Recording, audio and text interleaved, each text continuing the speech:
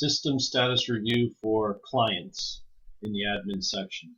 I do see that this seems to work well when trying to change something. I changed it to Disney Cruise Line and net 30 and 35 days to pay, clicked update client, and it actually saved. Unlike on the vendor side, the vendor's updates are not working, as I alluded to in my previous video. What I have here is an inability to choose a business type or an assigned employee. Business type, one more time, I guess this should be another one that's under list management, where I can just have a short list that I can edit, and then it just shows up here. So business type needs to be under list management.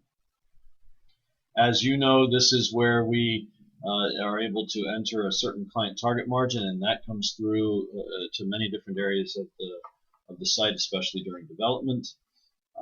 What's missing here is the same thing on the vendor side, is the required factory certifications, and these should match up to exactly what we have on the vendor side, and I should be able to manage this list of required factory certifications or required factory audits, and then required state registrations.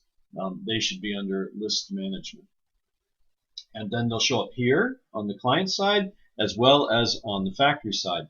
Here, when we're setting up a client, all we will do is click on which ones are required. Then on the vendor side, we can only click what the vendor truly has. Do they really have the Disney ILS certification? Do they really have the CTPAT? Do they really have the QMS?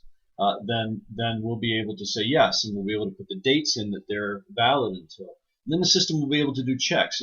Does this client requires ICTY? Does the factory have ICTY?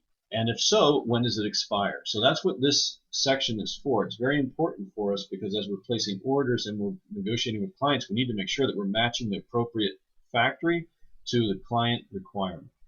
So I will send an email detailing this with greater detail.